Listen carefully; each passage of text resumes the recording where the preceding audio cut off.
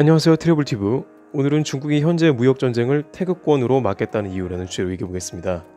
중국 관영 매체 등이 일제히 미국 무역전쟁에 대해서 비판을 하고 대처 방법을 발표하는 등 역시나 트럼프의 관세 부과에 대해 상당히 심각하게 나오고 있습니다.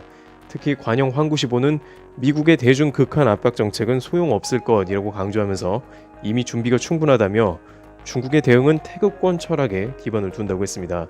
태극권의 대표적인 이론은 유능제강으로 부드러움으로 강함을 이긴다는 독특한 이론을 기반으로 한 중국의 대중화된 권법인데, 이를 무역전쟁에 적용하여 원칙을 지키면서 미국을 선제 공격하는 대신 와해시키는 방법으로 대응을 하겠다는 것입니다. 중국 특유의 비유까지 써가면서 미국이 나오는 방식을 유연하게 맞받아치겠다는 것입니다. 그런데 중국이 이렇게까지 나오는 걸 보면 미국이 실제로 꽤나 심각하게 중국을 몰아붙인 모양인데요. 중국 공산당 기관지 인민일보 역시 논평을 지면에 대거 할애하며 미국을 성토하는 데 집중했습니다. 이 신문은 미국의 추가 관세로 중국을 극한으로 몰아붙여 협상이 성과 없이 끝났다면서 전적으로 미국 책임이라고 주장했습니다.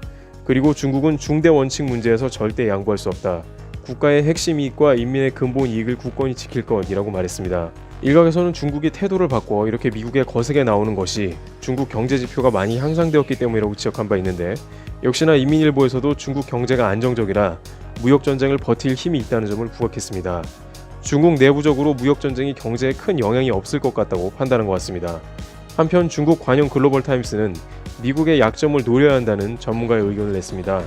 관세에 전면적으로 대응하기보다는 트럼프의 표밭을 공략해서 재선이 안 되게 하거나 트럼프가 항복하도록 하자는 것입니다. 그렇지만 한편에서는 화해를 모색해야 한다는 목소리도 나오는데요.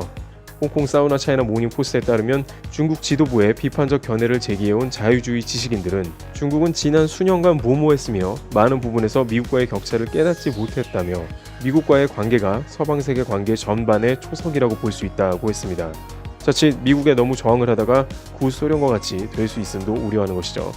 한편 트럼프는 이러한 중국의 흐름을 아는지 결국 중국이 원하는 것은 내가 아니라 바이든이 당선되는 것이라고 얘기하면서, 그러나 만약 내가 재선되면 더 크게 관세를 매길 것이라고 중국에 연일 강경한 메시지를 보내고 있습니다. 현재는 부정적인 무역협상 전망에 아시아 지역의 주식시장이 하락하고 있으며 뉴욕 증시도 좋지 않은 영향을 받을 것으로 전망됩니다. 트래블튜브 여기서 마치겠습니다. 감사합니다.